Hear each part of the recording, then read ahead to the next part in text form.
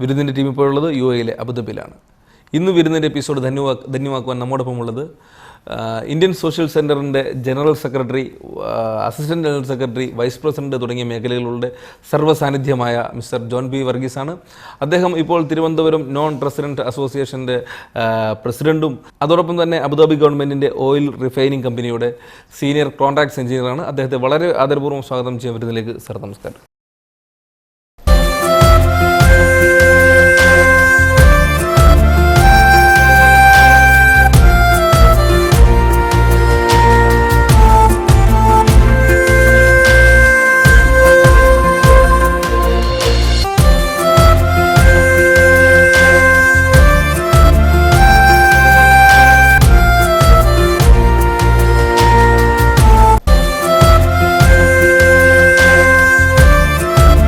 എങ്ങനെയായിരുന്നു താങ്കളുടെ ഒരു പ്രവാസ ജീവിതം തുടങ്ങുന്നത് എന്നൊന്ന് പറയാമോ? സിവിൽ എഞ്ചിനീയറിംഗ് പഠനശേഷം ബാംഗ്ലൂരിലാണ് ഞാൻ പഠിച്ചത്. RV കോളേജ് ഓഫ് എഞ്ചിനീയറിംഗ് ഇപ്പോഴത്തെ പ്രോമിനൻ്റ് ഒരു കോളേജാണ്.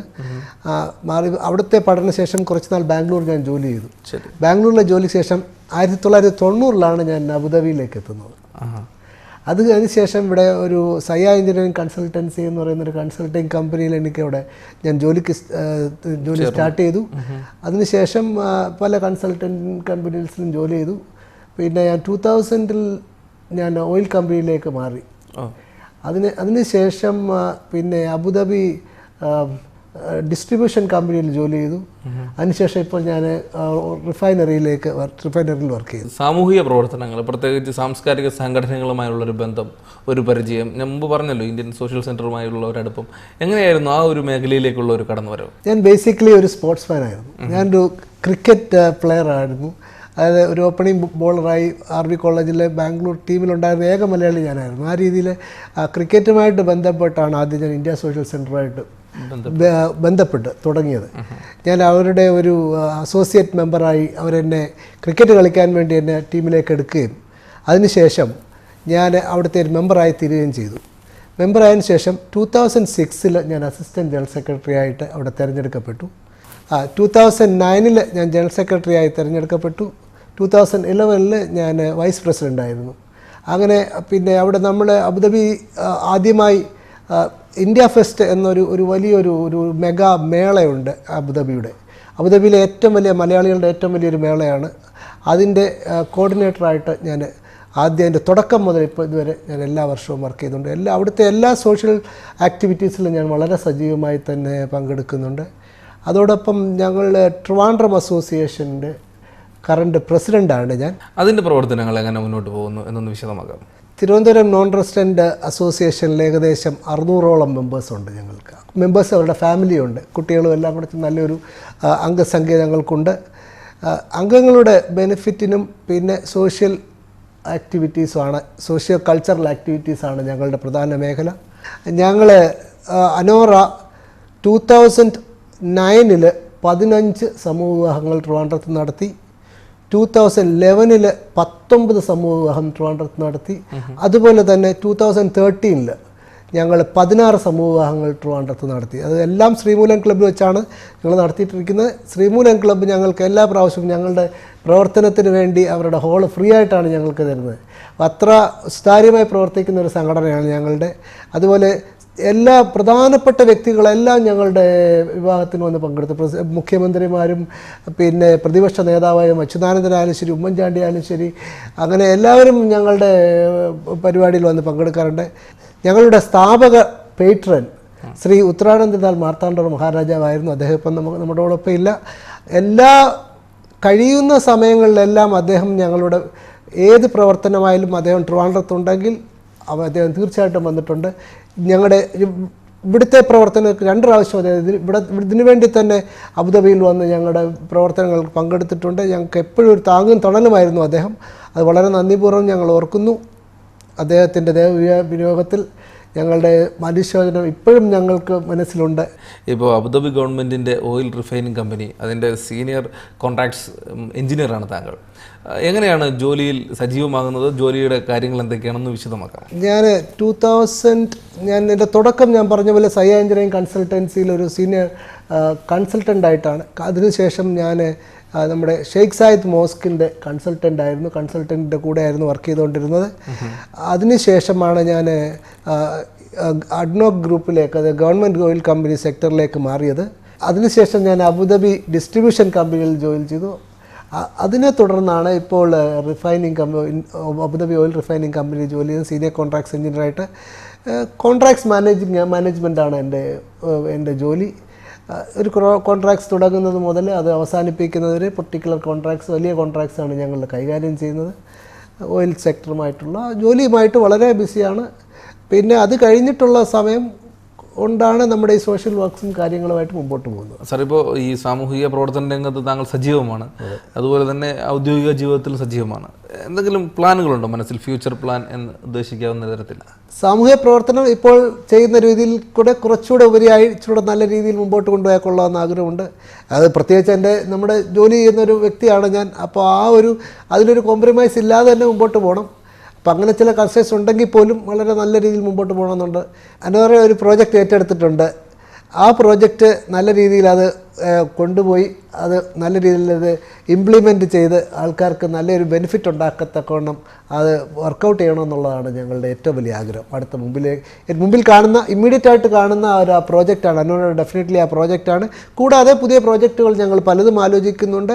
അതിൽ ഫീസിബിളായിട്ടുള്ള ഞങ്ങൾ വളരെ സ്റ്റഡി ചെയ്തിട്ടാണ് ഒരു പ്രോജക്റ്റിലേക്ക് ചെയ്യുന്നത്. അല്ലാതെ ഒരു പ്രോജക്റ്റ് എടുത്ത് ചാടുന്നു എന്നുള്ള ആ ഒരു കൺസെപ്റ്റ് അല്ല ഞങ്ങളത് സ്റ്റഡി ചെയ്തിട്ട് വെളിയിലെ തേർഡ് പാർട്ടിയുടെ ഇൻ്റർവെൻഷൻ അതിന് ആവശ്യമുണ്ട്, സ്റ്റഡി ആവശ്യമുണ്ടെങ്കിൽ അവരുടെ പഠനശേഷമാണ് ഞങ്ങളൊരു പ്രോജക്റ്റ് ഏറ്റെടുക്കുന്നത്.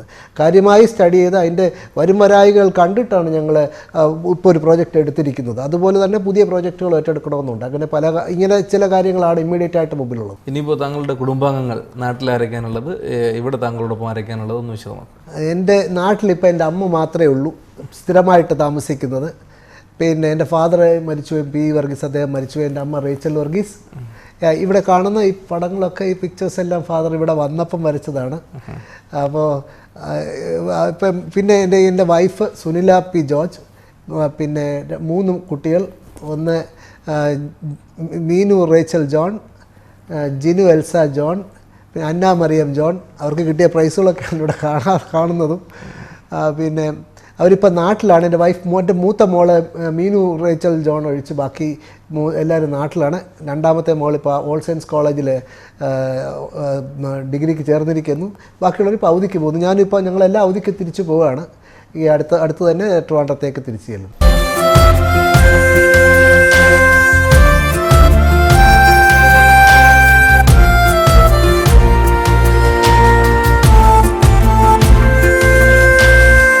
ഇപ്പോൾ ഒരു വലിയ വർഷത്തെ പരിചയമുണ്ട് താങ്കൾക്ക് അബുദാബിയിൽ. ഈ പ്രവാസി മലയാളികൾ നേരിടുന്ന പ്രധാന പ്രശ്നങ്ങൾ എന്തൊക്കെയാണ് എന്നൊന്ന് വിശദമാക്കാം. പ്രവാസി മലയാളികളുടെ പ്രധാന പ്രശ്നങ്ങളെന്ന് പറയുമ്പോൾ നമ്മളതിനെ എല്ലാ രീതിയിലും നമ്മൾ കാണേണ്ട ഒരു പ്രശ്നങ്ങൾ പലതുമുണ്ട്. പ്രധാനമായിട്ടുള്ള പ്രശ്നങ്ങളെന്ന് പറഞ്ഞു കഴിഞ്ഞാൽ, ഒന്ന് എയർലൈൻസിൻ്റെ ഒരു ദൗർലഭ്യത അല്ലെങ്കിൽ ഈ ഹൈ ടിക്കറ്റ് ഫെയർ. രണ്ടാമത് ഈ ചൂഷണം, വലിയൊരു ചൂഷണമാണ് ആ സെക്ടറിൽ. അതിലേക്ക് കടന്നു വരാം. പിന്നെ അതിന് മുമ്പ് തന്നെ വേറൊരു കാര്യം എന്ന് വെച്ചാൽ, ഇവിടുന്ന് ഒരു മൃതദേഹം നാട്ടിലേക്ക് കൊണ്ടുപോകാനുള്ള വളരെ ഒത്തിരി ബുദ്ധിമുട്ടുള്ള വളരെ ആൾക്കാർ, നമ്മുടെ കൂടെയുള്ള സാമൂഹ്യ പ്രവർത്തകർ ഒത്തിരി പേര് ഇതിൻ്റെ പുറകെ നടന്നിട്ടാണ് ഒരു വിവാഹം ഒന്ന് റിപ്പാട്രിയേറ്റ് ചെയ്യാൻ സാധിക്കുന്നത്. അതൊക്കെ ആ നടപടികളൊക്കെ കുറച്ച് ഈസി ആക്കാൻ വേണ്ടി നമ്മുടെ നാട്ടിലുള്ള ഗവൺമെൻറ് ഇവിടുത്തെ ഗവൺമെൻറ് അവരുടെ മാക്സിമം ചെയ്യുന്നുണ്ട്. നമ്മളെക്കൊണ്ട് ചെയ്യാനുള്ള കാര്യങ്ങളും കൂടെ നമ്മൾ ചെയ്തിട്ട് അത് കുറച്ചുകൂടെ അത് ഈസി ആക്കാനുള്ള ഒരു വഴികൾ കണ്ടുപിടിക്കാനുണ്ട്. അതൊന്ന്. രണ്ടാമത്തേത് ഏറ്റവും വലിയ പ്രശ്നമെന്ന് പറഞ്ഞു കഴിഞ്ഞാൽ ഈ എയർഫെയർ തന്നെയാണ്. ഒരു ഹ്യൂജ് എയർഫെയറാണ് ഈ അവധി സമയമാകുമ്പോഴത്തേക്ക് എല്ലാ എയർലൈൻസും ഇവിടെ ആപ്ലിക്കബിൾ ആക്കുന്നത്. ഇപ്പോൾ ഒരു ടിക്കറ്റിന് 2500 3000 ദിറം വരെ വൺ വേ ടിക്കറ്റിന് ഇപ്പോൾ ചാർജ് ചെയ്തുകൊണ്ടിരിക്കുകയാണ്. ചില എയർലൈൻസ് ഇപ്പം ചാർജ് ചെയ്യുന്ന 2500 മുതൽ 3000 അതിൻ്റെ അപ്പുറമൊക്കെയാണ് ദിറംസാണ് ഇപ്പോൾ ചാർജ് ചെയ്തുകൊണ്ടിരിക്കുന്നത്. അങ്ങനെ നമ്മൾ ലീൻ സമയത്ത്, അതായത് ഡിസംബർ ചില സമയങ്ങളിലൊക്കെ നോക്കി 800 ദിറംസിന് നാട്ടിൽ പോയിട്ട് തിരിച്ചു വരാൻ സാധിക്കും. ആ സ്ഥലത്താണ് ഒരു വൺ വേക്ക് മാത്രം ഈ 2500 3000 ദിറം ഇവിടെ ചാർജ് ചെയ്യുന്നത്. കേരള ഗവൺമെൻറ് നല്ലൊരു ഇനിഷ്യേറ്റീവ് എടുത്തിരുന്നു, എയർ കേരള എന്നൊരു സ്റ്റെപ്പ്. ആ സ്റ്റെപ്പ് ഒരു എയർലൈൻസ് കേരളത്തിൻ്റെ അല്ലെങ്കിൽ ഒരു സോഷ്യൽ മലയാളികളുടെ സ്വന്തമായിട്ടുള്ള ഓഹരി പങ്കാളിത്തത്തോടു കൂടിയുള്ള ഒരു പബ്ലിക് പ്രൈവറ്റ് ലിമിറ്റഡ് കമ്പനി എന്നുള്ള രീതിയിലാണല്ലോ അത് തുടങ്ങി വന്നത്. ആ എയർലൈൻസ് പോലും പല കൺസ്ട്രെയിൻസ് കൊണ്ട് നമ്മുടെ നാട്ടിൽ നിന്ന് പോയിരിക്കുകയാണ്. അതിൽ പ്രധാനമായിട്ടുള്ള ഒരു കാര്യം എന്ന് വെച്ച് കഴിഞ്ഞാൽ 5 വർഷം ലോക്കലായിട്ട് ഫ്ലൈ ചെയ്യണം, 20 എയർക്രാഫ്റ്റ് വേണം എന്നൊക്കെയുള്ള നിബന്ധനകളാണ് നമ്മുടെ നാട്ടിലുള്ളത്. അത് ഈ നിബന്ധനകൾ ഈ ഗൾഫ് കൺട്രീസിൽ നിന്നോ അഥവാ ഒരു പുറം രാജ്യത്തു നിന്നൊരു എയർലൈൻസ് നാട്ടിലേക്ക് വരുന്നതിന് നിബന്ധനകൾ ബാധകമല്ല. ഈ ഒരു കാര്യത്തിനെപ്പറ്റി യാതൊരു ചർച്ചയും കാര്യമായിട്ട് നടന്നിട്ടുണ്ടോ എന്ന് എനിക്ക് സംശയമാണ്. ഈ വെളിയിൽ നിന്ന് വരുന്നൊരു എയർലൈൻ തുടങ്ങുന്നു, അവർ അടുത്ത ഫ്ലൈറ്റ് നോക്കുന്നത് ട്രിവാൻഡ്രം അല്ലെങ്കിൽ കൊച്ചിൻ അല്ലെങ്കിൽ ബോംബെ. കാരണം ഏറ്റവും കൂടുതൽ ട്രാഫിക് കിട്ടുന്ന അങ്ങോട്ടേക്കാണ്. ആൾക്കാരെ കൊണ്ടുവരിക, എക്സോബറൻ്റായിട്ട് ചാർജ് ചെയ്യുക, എന്നിട്ട് അവർക്കതിന് ബെനിഫിറ്റ് ഉണ്ടാകുക. അത് നമ്മൾ തുടങ്ങുമ്പോൾ മാത്രം ഈ 5 വർഷത്തെയും അഥവാ 20 എയർലൈനിൻ്റെയും കൺസ്ട്രെയിൻ വെച്ചിട്ട് തുടങ്ങാൻ സാധിക്കാതിരിക്കുന്നു. വെളിയിൽ നിന്ന് പുറം ലോകത്തു നിന്ന് പുറം കൺട്രിയിൽ നിന്ന് ഒരാൾ വരുമ്പോൾ അവർക്ക് ഡയറക്റ്റായിട്ട് ഇവിടത്തേക്ക് എൻട്രി കൊടുക്കുന്നു. ആ പോളിസി തീർച്ചയായിട്ടും നമ്മൾ മാറ്റേണ്ടതാണ്. നമ്മുടെ കാര്യങ്ങൾ നമ്മുടെ നാട്ടിൽ എയർലൈൻ തുടങ്ങണമെങ്കിൽ അതിൻ്റെ കാര്യങ്ങൾ സ്ട്രീം ലൈൻ ചെയ്ത് എത്രയും പെട്ടെന്ന് അത് ഏറ്റവും നല്ല രീതിയിൽ മുമ്പോട്ട് കൊണ്ടുപോകാനുള്ള നടപടികൾ എടുക്കേണ്ട ആവശ്യമായിട്ട് വന്നിരിക്കും. ഈ 2 വലിയ പ്രശ്നങ്ങളാണ് നമ്മുടെ മുമ്പിലുള്ളത്. സാർ, ഇനിയിപ്പോൾ നമ്മുടെ പ്രോഗ്രാം തീരുവാൻ ഏകദേശം സമയമായിരിക്കുകയാണ്. ഈ ഒരു അവസരത്തിൽ വിദേശത്തേക്ക് വരുവാൻ ആഗ്രഹിക്കുന്ന ഒരു ജോലി തേടി, ജോലി എല്ലാവരുടെയും മനസ്സിലൊരു സ്വപ്നമാണ്. അതുകൊണ്ട് തന്നെ നമ്മുടെ പ്രത്യേകിച്ച് മലയാളികൾ നാട്ടിൽ ജോലി ചെയ്തില്ലെങ്കിലും അവർ വിദേശത്ത് ജോലി ചെയ്യും എന്നുള്ളൊരു കൺസെപ്റ്റിലാണ് ജീവിക്കുന്നത്. അത്തരത്തിൽ വിദേശത്തേക്ക് ജോലിക്ക് വരുന്ന വ്യക്തികളോട്, യുവാക്കളോട് താങ്കൾക്ക് കൊടുക്കാനുള്ള ഒരു നിർദ്ദേശം എന്തായിരിക്കും? വിദേശത്ത് പഴയ രീതിയിലുള്ള ഒരു ജോലി സാധ്യതയല്ല ഇപ്പോൾ ഉള്ളത്. ഇപ്പോൾ ഉള്ളത് പണ്ടത്തെ പോലത്തെ ഒരു ബ്ലൂ കോളർ വർക്കിംഗ് അല്ല, അറ്റ്മോസ്ഫിയർ അല്ല ഇവിടെ ഉള്ളത്. ഇപ്പോൾ വൈറ്റ് കോളർ ആൾക്കാരെയാണ് ഇവിടെ വേണ്ടത്. വൈറ്റ് കോളർ ഇവിടെ വന്ന് നല്ല രീതിയിലുള്ള വിദ്യാഭ്യാസവും, നല്ല രീതിയിൽ ആദ്യമായി വേണ്ടത് നല്ല രീതിയിലൊരു വിദ്യാഭ്യാസവും, ജോലി കിട്ടത്തക്കവണ്ണമുള്ള നല്ലൊരു വിദ്യാഭ്യാസ ഒരു ഡിഗ്രി എടുത്തിട്ട് വേണം ഇങ്ങോട്ടേക്ക് വരുവാൻ. ആവശ്യമുള്ള വിദ്യാഭ്യാസ യോഗ്യത തേടിയിട്ട് വേണം ഇവിടെ വരിക. ഇവിടെ വന്നിട്ട് ജോലിയിൽ കയറുക. ഇവിടെ വളരെ അധ്വാനിച്ച് മാത്രമേ ഇവിടെ ജീവിക്കാൻ പറ്റുള്ളൂ. നാട്ടിലും അങ്ങനെയാണ്. എന്നാൽ പോലും ഇവിടെ വളരെ കെയർഫുള്ളായിട്ട് തന്നെ കാര്യങ്ങൾ മുമ്പോട്ട് പോകണം. അതാണ് എൻ്റെ പ്രധാനമായിട്ടും എനിക്ക് പറയാനുള്ള ഒരു കാര്യം. 24 വർഷത്തെ സേവനമുണ്ട് താങ്കൾക്ക് അബുദാബി അല്ലാതെ ഒരുപാട് എമിറേറ്റുകൾ, ഒരുപാട് ജോലി സാധ്യതകൾ താങ്കളുടെ മുമ്പിലുണ്ടായിരുന്നു. എന്തുകൊണ്ട് അബുദാബി വിട്ടുപോയില്ല, മറ്റൊന്നും തിരഞ്ഞെടുത്തില്ല? ഞാൻ അബുദാബി പ്രധാനമായിട്ട് ഇവിടെ കോൺസെൻട്രേറ്റ് കാരണം എനിക്കിവിടെയുള്ള സോഷ്യൽ ബന്ധങ്ങളാണ്. ഇവിടുത്തെ ആൾക്കാർ ഇവിടുത്തെ പ്രധാനമായിട്ടുള്ള സോഷ്യൽ ആക്ടിവിറ്റീസുമായിട്ട് ബന്ധപ്പെടുന്ന ആൾക്കാരുമായിട്ടെല്ലാം നല്ലൊരു ബന്ധം എനിക്ക് ഉണ്ടാക്കിയെടുക്കാൻ സാധിച്ചിട്ടുണ്ട്. അത് പെട്ടെന്ന് വേറെ പുതിയ സ്ഥലത്ത് ചെന്ന് കഴിഞ്ഞാൽ അത് ഉണ്ടാക്കിയെടുക്കുക അത്ര എളുപ്പമല്ല. രണ്ടാമത് പിന്നെ വേറെ കാര്യം ആലോചിക്കുമ്പോൾ ഞാൻ ദുബായ് TV സ്റ്റേഷൻ ഞാനാണ് പണിഞ്ഞത്. അതിന് റെസിഡൻറ്റ് എഞ്ചിനീയർ ആയിരുന്നു എമിറേറ്റ്സ് മീഡിയയ്ക്ക് വേണ്ടി. അന്ന് പോലും ഞാൻ അബുദാബിയിൽ താമസിച്ചിട്ട് ദിവസം ദുബായിൽ പോയിട്ട് വന്നുകൊണ്ടിരുന്ന ഒരു വ്യക്തിയാണ് ഞാൻ. എനിക്ക് അബുദാബിയാണ് എനിക്ക് ഇഷ്ടപ്പെട്ട ഒരു സ്ഥലം. ഇവിടെ തന്നെ കഴിയുന്നത്രയും ഇവിടെ കണ്ടിന്യൂ എന്നുള്ളതാണ് നമ്മുടെ ഒരു താല്പര്യം. സാർ, എന്തായാലും ഇത്രയും സമയം ഞങ്ങളുടെ പ്രിയപ്പെട്ട പ്രേക്ഷകരോട് സാംസ്കാരിക സാമൂഹിക രംഗത്തുള്ള പ്രവർത്തനങ്ങളെക്കുറിച്ചും ജോൺ പി വർഗീസ് എന്ന് പറയുന്ന വ്യക്തി, അദ്ദേഹത്തിൻ്റെ ഔദ്യോഗിക ജീവിതം, കുടുംബം, ഞങ്ങളുമായിട്ട് ഇത്രയും നേരം സഹകരിച്ചതിൽ വളരെയധികം നന്ദി. Thank you so much. Thank you.